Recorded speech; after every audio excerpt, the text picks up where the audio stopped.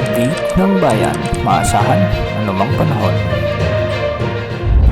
Magandang araw po sa ating lahat. Narito ang update sa lagay ng ating panahon ngayong Huwebes Santo, March 28, 2024. Sa ngayon, easterlies pa rin ang nakakaapekto sa ating bansa. Ito ang magdadala ng maalinsangang panahon sa maraming lugar at magdadala rin ng maulap at minsay malalakas na pag-ulan sa ilang bahagi ng ating kapuluan. Base naman sa ating latest satellite animation ay magiging maaraw ang halos buong bansa ngayong umaga, ngunit asahan ang mga kaulapan sa pagsapit ng tanghali hanggang gabi sa maraming lugar. Kahapon nga ay nakaranas ng mga malalakas na pag-ulan ang malaking bahagi ng Northern at Central Luzon dahil sa epekto ng easterlies at ng malawakang severe thunderstorms. Ang severe thunderstorms na ito ay siyang nagdala ng maulap hanggang sa maulang panahon sa Ilocos Region, Cordillera Region, Cagayan Valley, Metro Manila, ilang bahagi ng Calabarzon at sa may Central Luzon. Ngayong araw ng Huwebes Santo may mga asahan pa ring mga pag-ulan lalo na sa hapon at gabi sa halos buong Northern at Central Luzon dahil pa rin sa epekto ng easterlies at ng mga localized thunderstorms, ngunit hindi na kasinlawak at kasinlakas ng pag-ulan na naranasan kahapon.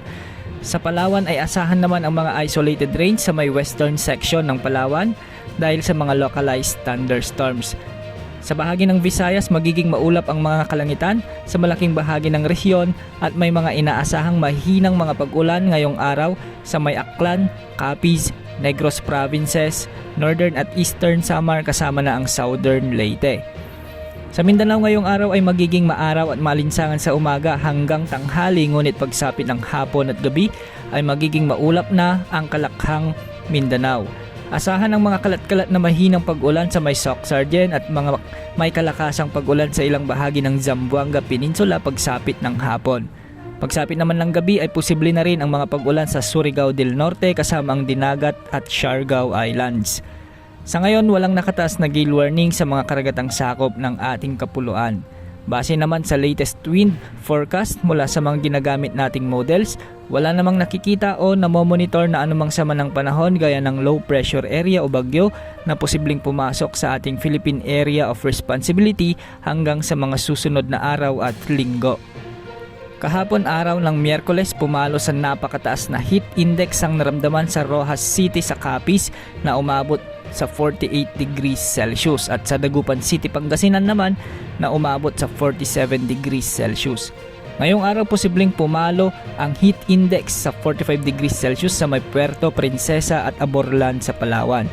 44 degrees naman ang posibleng maranasan sa may Pili, Camarines Sur at Rojas City.